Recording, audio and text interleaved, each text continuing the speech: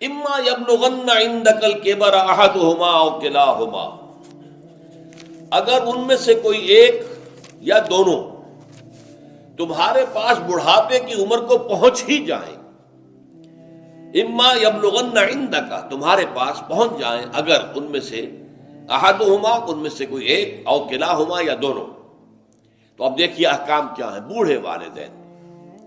فلا تقل لہما if, number ایک انہیں اف تک مت کہو۔ اف کیا ہے؟ بڑی چھوٹی سی شے، کوئی حقارت آمیز شے، ناخن جو تراش دیے جاتے ہیں ان کو بھی اف کہتے ہیں۔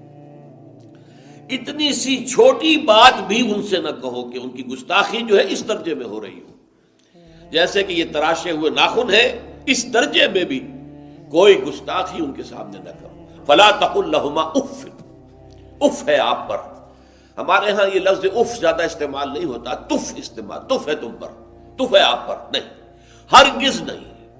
اف لکما وما تعبدون، حضرت ابراہیم علیہ السلام نے فرمایا تھا، سورہ انبیاء میں ہے موجود یہ اف لکما۔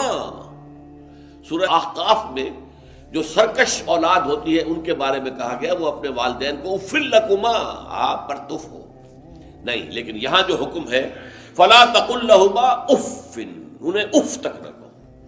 نمبر دو ولا تنہرہما، کبھی انہیں جھڑکنا مت۔ اما السائل فلا تنہر، سورۃ الضحیٰ جو ہے اس کی جو آخری آیت ہے، تو کسی کو جھڑک دینا، کسی سائل کو جھڑکنا نہیں ہے، اگر نہیں کوئی دے سکتے تو آپ شرافت کے ساتھ اسے معذرت کر لیں، بس اللہ خیر صلی اللہ بھی معاف کیجئے، بس جھڑکو مت۔ ولا تنہرہما، نمبر تین وقل لہما قولا کریما، ان کے ساتھ گفتگو کرو بڑے ادب کے ساتھ، ان کا احترام ملحوظ رکھتے ہوئے بات کرو، لیکن یہ ہے کہ اس کے اندر احترام ملحوظ ہونا چاہیے، ادب ملحوظ رہنا چاہیے، ایسا نہ ہو کہ ان کے دل کو ٹھیس لگے۔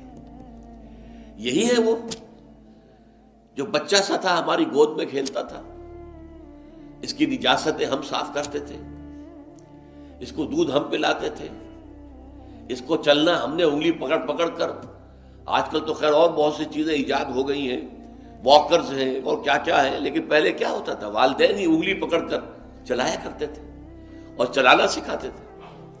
آج یہ سینہ تان کر بات کر رہا ہے ہم سے، آج یہ اس طریقے سے جو ہے گستاخانہ انداز اس نے ہمارے سامنے اختیار کیا ہے، وہ دل کو ٹھیس لگے گی۔ میں نے اس سے پہلے بھی ایک مرتبہ آپ کو بتایا تھا کہ صرف دو چیزیں ایسی ہیں جن کو محبت اور تعظیم کے انداز میں دیکھنا بھی عبادت ہے، محض دیکھنا اور کچھ نہیں کر رہے آپ۔ ایک خانہ کعبہ، محبت بھرے انداز میں آپ بیٹھے ہوئے، صرف نہ آپ طواف کر رہے ہیں، طواف کریں گے تو اور ثواب ہوگا، آپ بیٹھے ہیں صرف اور دیکھ رہے ہیں، اور اس کے اندر احترام ہے، تعظیم ہے۔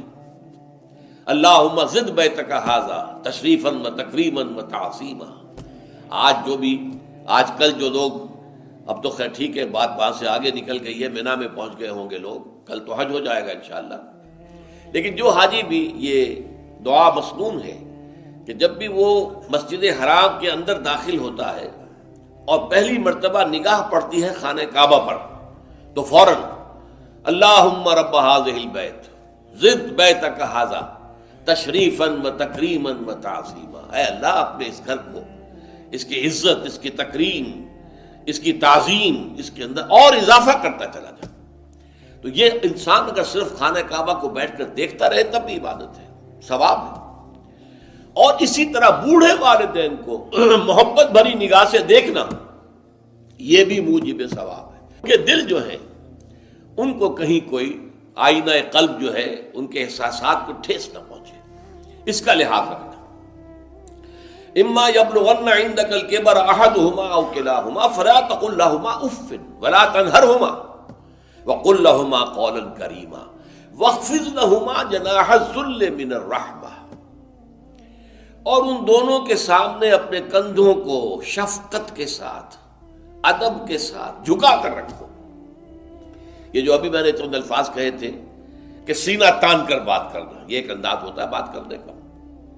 ایک یہ ہے کہ آپ بات کر رہے ہیں والدین سے، والدہ سے، والد سے، لیکن جھکے ہوئے، کندھے جھکائے ہوئے۔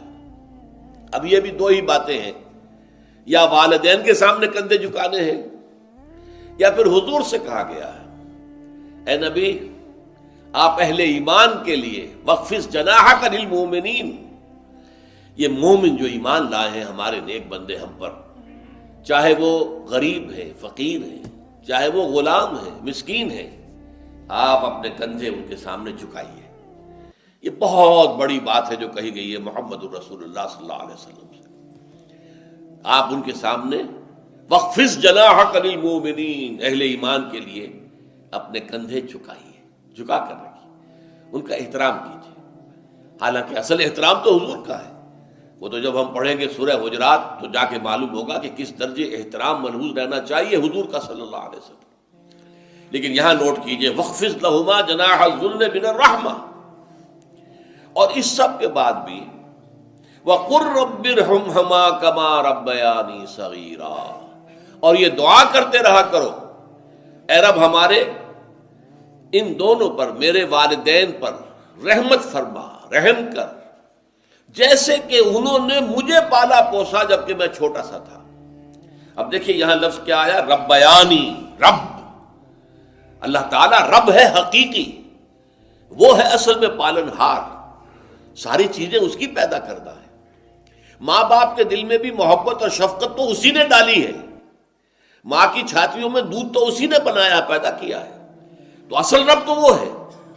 لیکن اس کی ربوبیت کا ظہور جو ہو رہا ہے عالم واقعہ میں، عالم مادی میں، وہ والدین کی ربوبیت ہے۔ والدین پال رہے ہیں، پوس رہے ہیں، اپنی راتوں کی نیندیں حرام کرتے ہیں، بچے کو تکلیف ہے تو والدین نہیں سو سکتے، کوئی اور معاملہ ہے تو اس ظاہر بات ہے کہ ان کا آرام چین بالکل حرام ہو جاتا۔ یہ ہے در حقیقت۔ اب ان کا بدلہ کیا چکا سکتا ہے آدمی؟ میں نے بار عرض کیا ہے کہ شکر جو ہے وہ شکر کا تقاضا یہ ہے کہ انسان حق ادا کرنے کی کوشش کرے۔ حل جزاء الاحسان الا الاحسان، کسی نے آپ کے ساتھ بھلائی کی ہے تو آپ کو بھی اس کے ساتھ بھلائی کرنی چاہیے۔ لیکن والدین نے جو بھلائی تمہارے ساتھ کی ہے تم اس کا بدلہ کیا دے سکتے ہو؟ اگر تم نے ان کے بڑھاپے میں خبر گیری کر بھی لی تب بھی وہ بدلہ نہیں ہو سکتا کہ جو انہوں نے تمہارے وجود میں آنے اور تمہارے لیے جو مشقتیں جھیلی ہیں، جو ایثار کیا ہے، جو قربانیاں دی ہیں تمہیں پالنے پوسنے کے لیے، اس کا بدلہ نہیں ہو سکتا۔ اس کا بدلہ ایک ہی ہے، اور وہ کیا ہے؟ اللہ سے دعا کیا کرو وَقُلْ رَبِّ ارْحَمْهُمَا كَمَا رَبَّيَانِي صَغِيرًا، پروردگار ان دونوں پر رحم فرما، رحمت نازل فرما، ان کی مغفرت فرما، ان کے درجات بلند کر، ان کی غلطیوں سے درگزر فرما، ان کے گناہوں کو بخش دے، ان کی غلطیوں سے چشم پوشی اختیار فرما پروردگار۔ اور یہ در حقیقت میں تجھ سے درخواست کیوں کر رہا ہوں کہ مجھ پر ان کے احسان کا بہت بڑا بوجھ ہے، ان کے احسانات کا بدلہ میں نہیں چکا سکتا۔ وَقُلْ رَبِّ ارْحَمْهُمَا كَمَا رَبَّيَانِي صَغِيرًا، اور کہا کرو اے رب ہمارے، اے رب میرے ان والدین کے اوپر، بوڑھے والدین پر رحم فرما۔ اور ظاہر بات ہے کہ یہ سلسلہ جو ہے یہ صرف زندگی کا نہیں ہے، ان کے انتقال کے بعد بھی رب ارحمہما کما ربیانی صغیرا، رب اغفر لی ولوالدی وارحمہما کما ربیانی صغیرا، یہ آپ کی نمازوں کے ساتھ دعاؤں میں مستقل دعا ہو جانی چاہیے کہ اے پروردگار میری بھی بخشش فرما دے، مجھے بھی بخش دیجو، اور پھر میرے والدین کو بھی بخش دیجو، اور ان پر رحمت نازل کیجو جیسے کہ اس نے مجھے پالا پوسا تھا جبکہ میں چھوٹا سا تھا۔ وَقُلْ رَبِّ ارْحَمْهُمَا كَمَا رَبَّيَانِي صَغِيرًا۔ ابھی اس مضمون کا ایک اہم حصہ باقی ہے، اور وہ کیا ہے کہ والدین میں سے والدہ کا مقام جو ہے وہ 3 گنا زیادہ ہے۔ اس پر انشاءاللہ تعالی اب اگلی نشست میں گفتگو ہوگی۔ اقول قولی ھذا واستغفر اللہ لی ولکم ولسائر المسلمین والمسلمات۔